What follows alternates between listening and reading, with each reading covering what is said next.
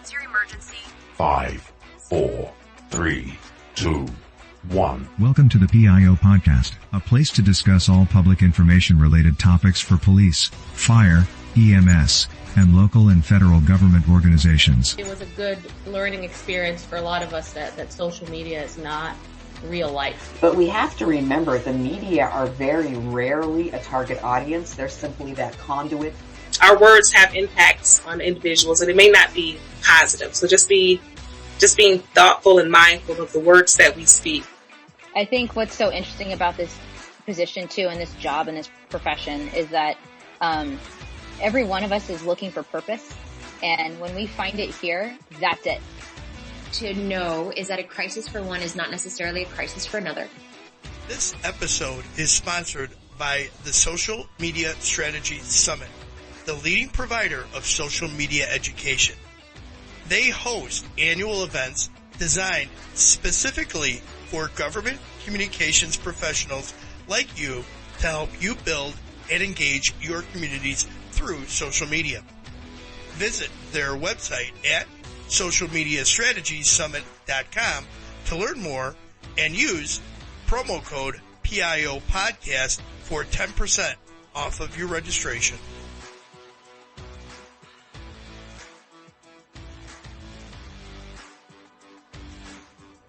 Good afternoon. Today on the PIO podcast, we have Public Information Officer Sarah Campbell.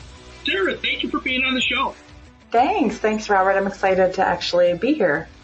Yeah, so Sarah, let's talk about your background because it's not necessarily public information related. It didn't start out that way.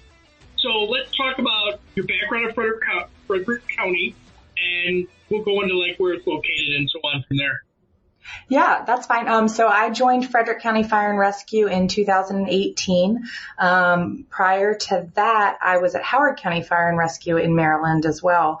And I served as their human resources analyst at Howard County. So Frederick County actually contacted me, and they were on the hunt for a HR person for Frederick County. And I said, I live in Frederick County. The commute was getting a little bit old, traveling all the way down the road to Howard County. I had small kids. So I said, it's always great to serve, work for the community in which you live. And this would solve my commute problem. So I had spent, about 11 years down in Howard County. So then in 2018, I joined Frederick County as their personnel analyst.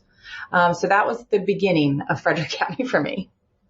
Okay, so where is Frederick County located? Because I'm not sure our listeners are going to understand it. And then let's talk about agency manpower and then the size of the community it serves. Sure. So Frederick County is actually, fun fact, it's the largest landmass county in the state of Maryland.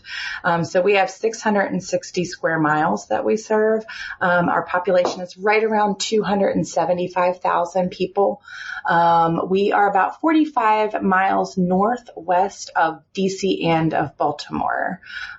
So we're home to Fort Detrick, Camp David. We have our own airport, several major highways. We have a zoo that brings a lot of attraction. So all of those things, and a very large, population of the agriculture community on the outlying sector. We are also home to Frederick City, which is the second largest city in the state of Maryland behind Baltimore City. Oh, okay. So you have a lot of people then and a lot of traffic that comes through. Frederick County is very diverse. It's very affluent in certain areas, very farm-based in certain areas. So we have a whole hodgepodge of everything that you can think of through those 660 square miles. Okay, now what's the manpower like for fire rescue in Frederick County? So we're a combination department, meaning that we work career and volunteer in the same, together we work. So we have 600 career members, and then we have about 500 active operational volunteers as well. So right around 1,100 that work on day-to-day tasks together. Okay, that's quite a big organization. Yeah. And a lot of moving parts that are going around. Now, are there civilian positions within there besides the volunteers? So in our headquarters, which is where the majority of our civilian positions, we are trying to grow it. We, like most other fire departments across the country, are growing rapidly. When I started, we were a little under 400 career personnel. That was 4 years ago, and now we're at 600. So we're trying to keep up with the growth of that support staff as well. I am the HR person, and then I have an assistant. We have a training academy assistant, a few other civilians that are sprinkled around, but we're definitely the minority of fire and rescue. You were not originally the PIO for the department there. How did that come about? So I was not. When I came here, they actually had it as a collateral duty for the battalion chiefs or the incident commanders. Whenever they ran a scene that was substantial or acquired media attention or public attention, the battalion chief or incident commander, when they wrapped up that scene, would then take care of those things. So when I came here, we didn't have much of a social media presence. We we're okay with sending out press releases sometimes, and mostly I think it's pretty common in the uniform world. Everybody saw media cameras and they ran the opposite direction. So whoever was lagging behind got to do the interview. So they just kind of came to me and said, "Hey, you have a little bit of experience. I graduated from college with a communications and a minor in public relations." They said, you're kind of young, so you probably know how to use social media and you like to talk a lot. So they were like, "Do you think you could add a few of these, just every once in a while, kind of take on some PIO stuff, do some press releases, handle kind of some media, maybe coordinate some community events?" And I said, "Sure, no problem. Jump on in. The water's nice." So it absolutely evolved quickly, and evolved into a large beast of its own. Any career department, police or fire, with 600 career personnel and 500 volunteers, needs to have a designated PIO. All right. So since you have a dual role, how do you juggle the time required in both your areas? Just keep swimming. I am super lucky that I have an amazing chief who is very supportive. I have a senior management staff who is very aware and understanding that these roles are a lot in and of themselves, nonetheless, for one person. So we are headed in the direction of actually trying to separate those two roles. There will be an HR manager function, and then a designated PIO. So we're hoping that happens soon. For right now, Monday through Friday, on daytime hours, I am predominantly HR, handle all the hiring, recruitment, promotions, grievances, discipline. Nights and weekends is kind of when the PIO thing usually just happens to occur, and then sprinkle in some emergency incidents in there, and it's a round the clock thing. So, but I do love it, and I have a great department. So. Okay. So what surprised you when you first stepped into the role? So I knew what a public information officer basic was.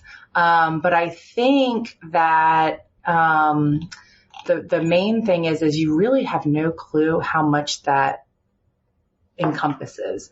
So you're not just talking community events. You're talking education to the public. You're talking the first person to be there with fast and accurate information at all times. You're competing with social media. You're competing with the media on location. So I think I didn't realize how much that, we're not even touching on video and audio and stuff like that, components that you have to know. So the whole factor of what a PIO does, especially if you put that person in a public safety world, where there are those emergency incidents, that was probably the biggest thing I didn't understand, when I said, "Sure, yeah, I'll help you out." No problem, right? Yeah. All right, so we're going to discuss a topic today that I don't think I've discussed on the podcast yet, and it's one of those things that I don't think agencies have procedures and policies for it, but I don't know and I know there are PIOs that have handled this before, but I don't necessarily know if they think about it on a regular basis. We think about all the other disasters, active shooters, hazmat situations, all that. But we're going to talk about line of duty death. That's something I think that any agency has to really be prepared for, and they really kind of have to have that procedure really well thought out, and they also have to know when it happens where to find that procedure quickly, because things change rapidly. So first off, let me offer my condolences to your department for what you guys experienced, but let's talk about the circumstances and how it occurred and how you dealt with it. Right. So unfortunately, Frederick County had a significant share of tragedies starting from 2019 to present. In 2019, we had a health-related line of duty death on the scene of an accident from one of our volunteers. So we had to handle that. In August of 2021, we suffered our first fire incident-related line of duty death of Battalion Chief Josh Laird. Immediately following that in November, we lost a member to suicide. And then immediately following that in December, we lost a battalion chief, Chris Moreland, to COVID. And then fast forward to today, just a short time ago, in December, this past December of 22, we lost one of our newer, recruit. He was graduated in the field. He was a firefighter, Zachary Paris. He perished in a house fire serving his community as a volunteer in New Tripoli, Pennsylvania. So we've handled the gamut, over 3 years, and several of them within a year, that most divisions and departments never see. Some agencies have one, maybe two. Right. Am I counting right? 5? Yeah, so it should be Michael Powers, Battalion Chief Joshua Laird, Firefighter David Esposito, Battalion Chief Moreland, and Firefighter Zachary Paris. So 5 from 2019 to today. Correct. That's incredible. Okay.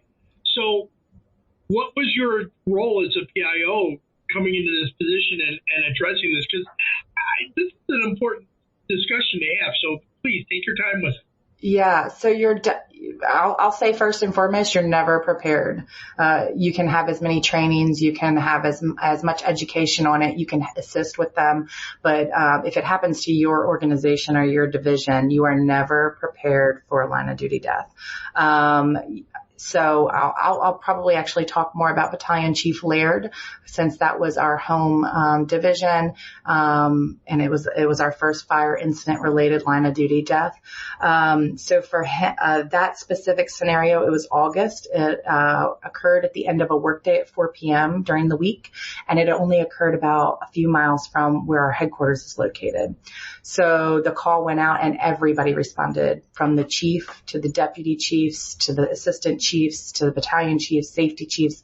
So our entire organization was on location when that Mayday went out, when the rescue team went in and retrieved him, when our EMS personnel worked him, and when he was flown out.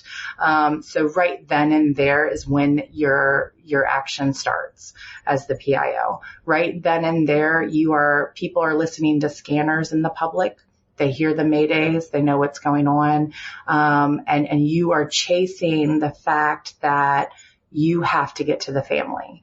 You have to get to the family so that you can take them down to where they need to be. You have 599 other career personnel whose families are seeing this and have no idea, is that my loved one? So you're really just trying to move rapidly through that. I handle PIO incidents, line of duty deaths, and everything I do in the PIO world the same way I do HR. It's family first. So my notification and my communication is always number one to the family. Second, you have to think through, your second priority is always your own personnel. So our own personnel deserve to know before anyone in the public deserves to have it confirmed, or the media deserves to get that information. So that's kind of how I handle everything. So, fast forward a little bit to, I actually accompanied the chief, to get the family, to take the family down, to where Chief Laird had been taken. And that is when we found out that he had, actually perished in the fire. So then we all met back at headquarters. We called a press conference. And when you have a line of duty death, at this point, there had been 3 hours since that May Day, and that had hit social media. And when we were able to come back, you have every network, national and not, waiting, and they want to know. So you're doing speaking notes for whoever's going to speak at those events, things like that. You're holding that press conference. And then from there, I will say that it's probably at least a week to 2 weeks of just planning. Here in Frederick, we were very lucky and very overwhelmed with the amount of people offering support. We had incident management teams, two separate ones, come and actually handle the planning of how is this going to happen?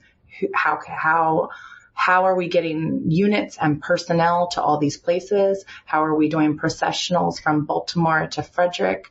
Who's planning the routes? How is the radios going to work?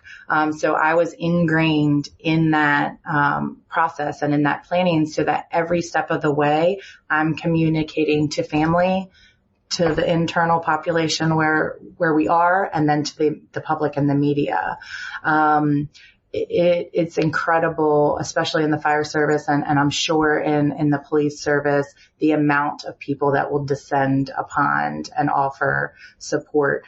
There's so many things you don't even think about. The public wants to donate. They want to donate food. They want to donate money. They want to donate time. How are you allocating those resources? Who's handling those resources? So there's a lot that goes into it. We found that, and we use this moving forward for the other line of duty deaths, creating a one-stop shop. We created a website, a web page on the county website that was dedicated to those individuals. And from there, anyone could access the information. If the public wanted to know, hey, I want to stand at the end of my driveway, it would have the timeline of events and the route that they traveled. If the media wanted drone footage, we uploaded drone footage. So then we didn't have 5 drones or helicopters flying around during ceremonies.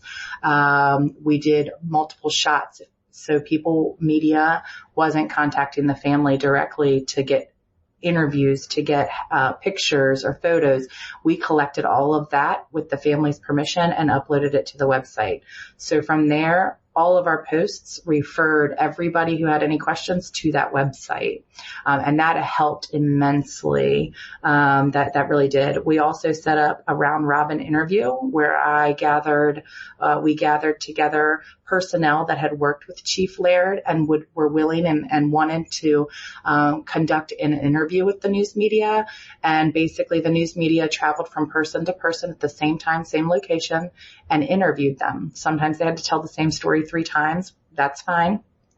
But then the media had the footage that they wanted. They had the things, they had the personal touch to it. They got to speak to someone that worked with and loved and was alongside Chief Laird. So then that definitely helped us deter away from the media going direct with Sure. So let me stop you right there. Yeah.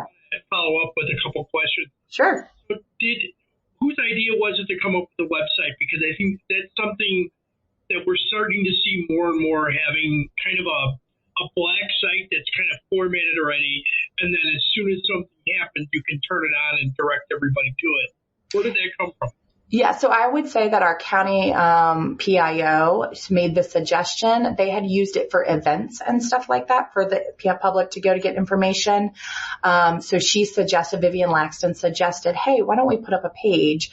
And then it kind of evolved from there. It originally started with, hey, why don't we put up a page and put all the press releases specific to this there? And then we kind of said, well, why don't we throw some maps up there? Why don't we do procession up there? So it was definitely a group, she kind of came up with the fruition, and then the whole team developed that from there. Well, that's a great way to do it, because pointing them in one direction limits your phone calls, limits your calls you have to make. That's phenomenal. All right. So my other question is, so you're the point of contact for the family at this point? So they have a family liaison, which in this instance was a uniformed co-worker and friend of Chief Laird, as well as the chief of our division, Chief Tom Coe. So both of them served as direct point of contacts to the family. And then they just made sure that whatever I was putting out, the family was approving, they were okay with, and we kind of would work it that way. And then from there, when the family said, yes, we're good, then I would introduce it to our own personnel. And then from there, spread it out to the media. So you were doing internal comms at the same time you were working with the family liaison and so on, and then disseminating it out from there. Yeah. And again, this is, we have already said that you can't be prepared for this at all. Right. For this. But what did you find that you were, what part of this did you find that you were really unprepared the first time, and then you changed things for the future? Let's take a quick break. I think it would be useful at least to experiment, and I know some universities have started to experiment with this, but experiment with having, a required course maybe for all students entering the university. They used to have a course at my university, which was like here's how to go to college class, here's how to study and things like that. They don't have that course anymore, but instead of having something like that, have a course that show students, here's the history of free speech, here's how it. So I think, thankfully, I had a dream team. I had a lot of help from Frederick County Sheriff PIO Todd Wyville, Frederick City Police PIO was Alan Etzler at that time, and again, Vivian Laxton.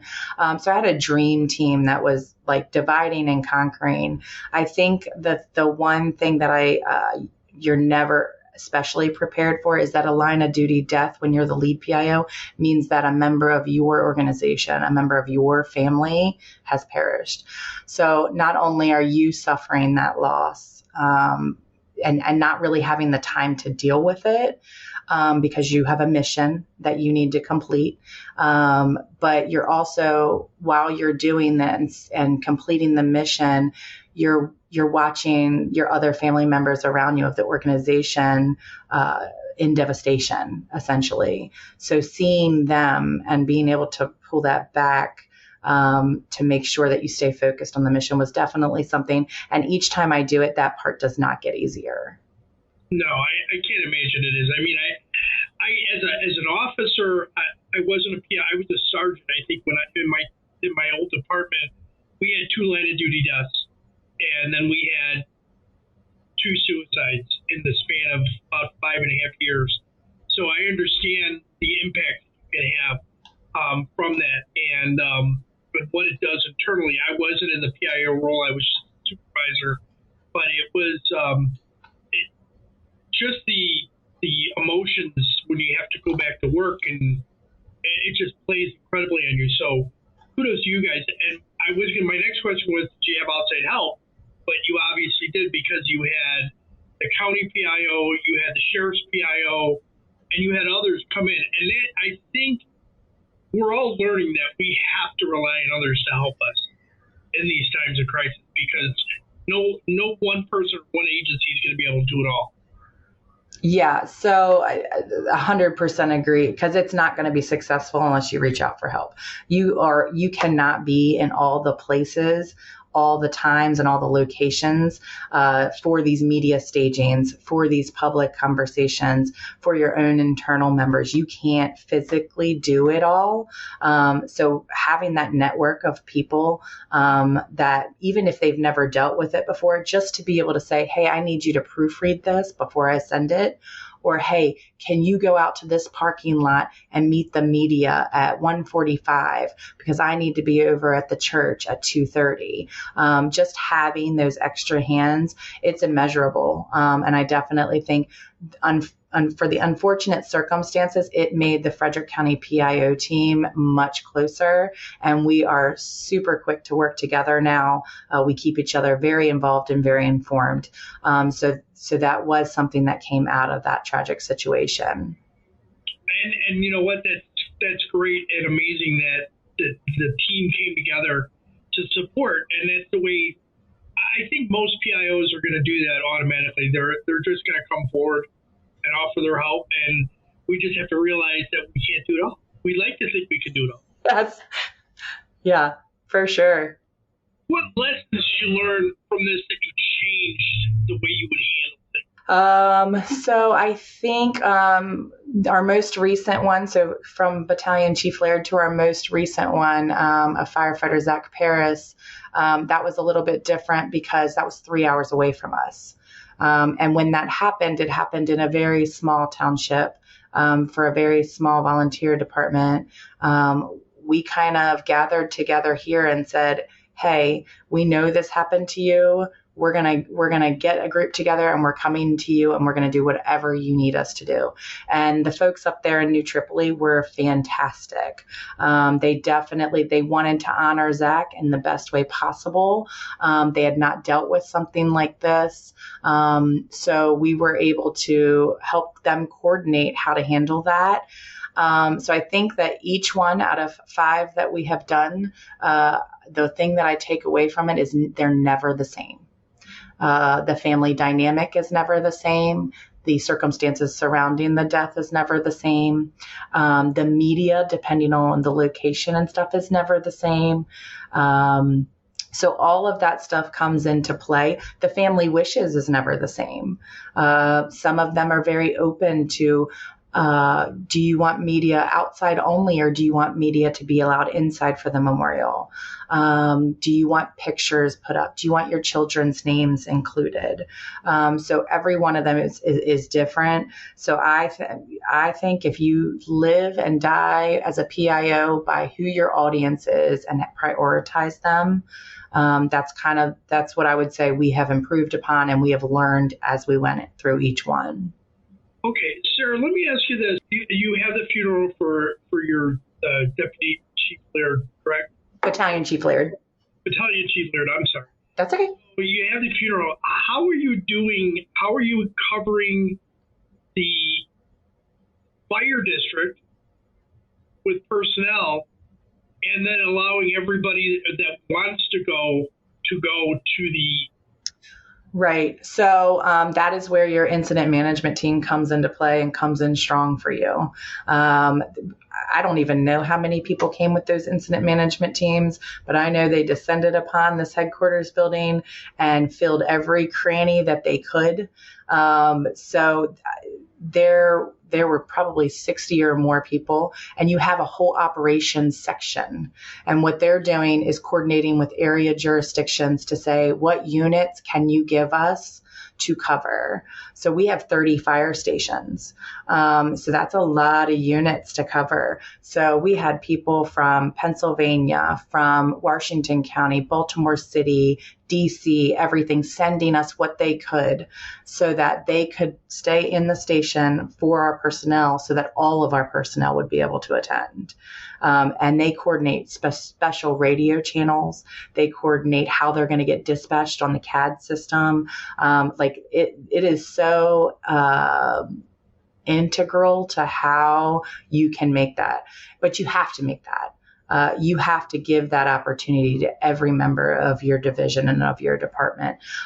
So without them, that would not have been successful. And I also want to mention on the other side of it, you're working with most of public safety has unions, local unions that help that cover their personnel. So our union was fantastic in coordinating behavioral health stuff. So they had behavioral health specialists that were on site and scattered throughout the county at all times, just checking in on fire stations, checking in on personnel, following up with them. That all happens in conjunction with the actual event and after. And you've had 5, so you've had that emotional impact that keeps getting reinforced. So I'm assuming that this still goes on now to this day. Oh, yeah. So Frederick County has been amazing. The county executives and the administration, they actually approved. Frederick County Fire and Rescue has their very own assigned behavioral health specialist who is full-time. The personnel have access to them independently. They can schedule appointments. They go to see that person. It's all confidential. Plus, we have a peer support team made up of all kinds of personnel and stuff that they can reach out to. And anytime anything happens that might be a little tough, that peer support team will kind of congregate and then send representatives out just to say, hey, that was a tough call. Are you doing all right? So Frederick County has been amazing in the behavioral health sense, factor. Awesome. Sarah, is there a question I should have asked? And if so, how would you have answered it? So I don't know about a question. I would just say in the PIO world, you have to be very cognizant of your support. We always say, I can do it. I can handle it, just like we were talking about. But you're missing, these events aren't planned. You're missing birthdays, you're missing graduations and first days of school and all that stuff. So I really think that you have to be aware of your support. I could not do it without my husband, my kids, my parents. I have left my kids in a movie theater before to run down the street to an incident. And that's a true story. So like my kids are super adaptable because of it. And my parents are super adaptable because of it. And all of that, we just have to be aware that we would not be successful in these roles without it, whether it's a friend group, whether it's somebody that walks your dog for you if you can't come home for 3 days. So that's just a topic that I always want to remind people. We're super blessed to be able to work in this field, to be able to tell the stories that people can't tell themselves. So I really think that we're able to do that because of our support system. So that would be the only thing I would really say. Thank you. I appreciate you bringing that up because that's a very important part of everything that we do is having those people behind us, pushing us back upward or just keeping us upright when we're exhausted after 18 hours of work. Right. So let's lighten this up a little bit. Let's go into some rapid fire questions. Okay. Texting or talking? Definitely a texter. Most PIOs. Yeah. Coffee or tea? If I had to pick, I would pick coffee. If you let me have my choice, it would be sugar-free Red Bull, actually. Wow. Adult drink of choice? So I actually don't drink a whole lot. I think most PIOs can probably say the same. You're on call all the time. So it's very rare that I will indulge, but if I can, it's usually actually wine. That is a relaxing method for me. Red or white? Red. Sweeter, better. Okay. What would be your superpower if you could have one? Invisible. I'd be invisible. There's a lot of conversations that I would love to hear or partake in. And that might be the HR in me. But yeah, definitely invisible. Okay. You want to be that fly in the wall? Yeah. Okay. Yeah. Do you have a pet? So I have several. We actually live on a farm and my kids are very active in 4-H. So we have steers and pigs and chickens and turkeys and yeah. And we do have one loved dog named Tucker. So he's a little bit spoiled by everybody, but we have a whole hodgepodge of things. Awesome. Is there a book or an author that's had an influence on you? So that's a tough one because I really don't have time to read. I am definitely more of a podcast person because I can do that while I'm driving, things like that. If I do sit down and read a book, it's probably like the hot thing out. Colleen Hoover was probably my most recent book, but it's few and far between. All right, I probably already know this answer, but ask permission or beg for forgiveness? Oh, I'm definitely begging for forgiveness. I have a really good relationship with my chief. So most of the time I can go and say, hey, I have this idea, but in my mind, I have already justified it. So I am just persuading and selling it at that point. And I won't go and do the opposite. If he says a hard no, dad says a hard no, like that's what it is. But sometimes I will dabble in the whole, I'm just going to do it and then claim that I'm new. And I'm not really sure. So definitely an ask for forgiveness person. If you could meet any historical figure, who would you choose and why?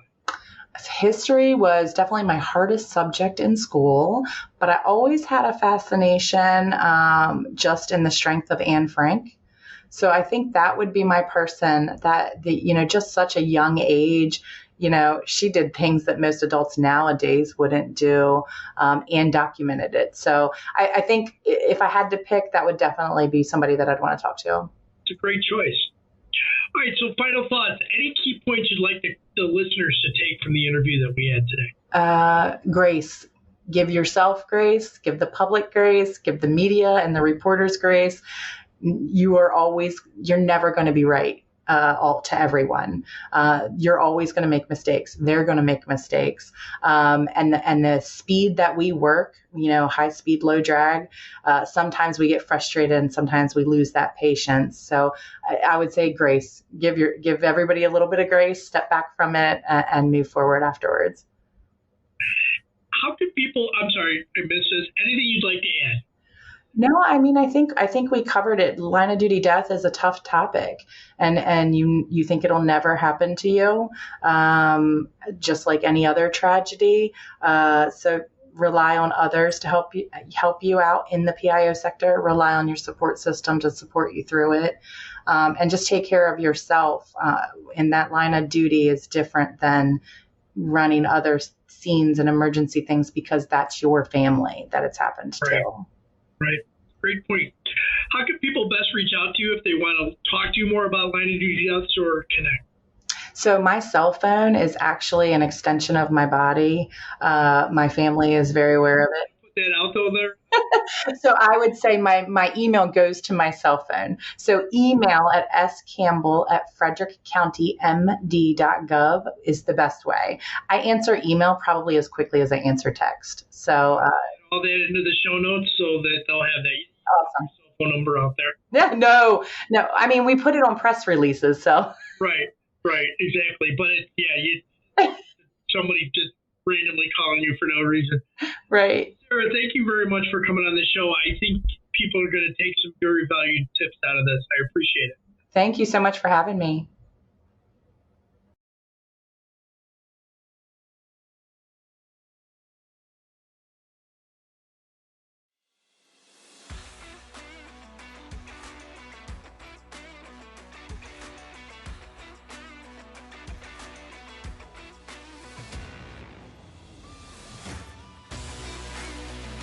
That's all for this week. We hope you enjoyed this episode. On next week's episode of the PIO podcast, we have John Guilfoyle of John Guilfoyle Public Relations, LLC. Another huge thank you to the Social Media Strategies Summit for being a sponsor of the PIO podcast. Join their First Responders Summit this April or their Government Summit this May. Learn more about confirmed speakers and programming at socialmediastrategiessummit.com and use promo code PIO Podcast for 10% off of your registration. We hope you enjoyed this episode. Be sure to subscribe to the podcast to get notified of the latest episode. If you are listening on a platform that allows reviews, please give us a review. We appreciate any review, good or bad. It helps us improve on each episode. Until next time, be safe.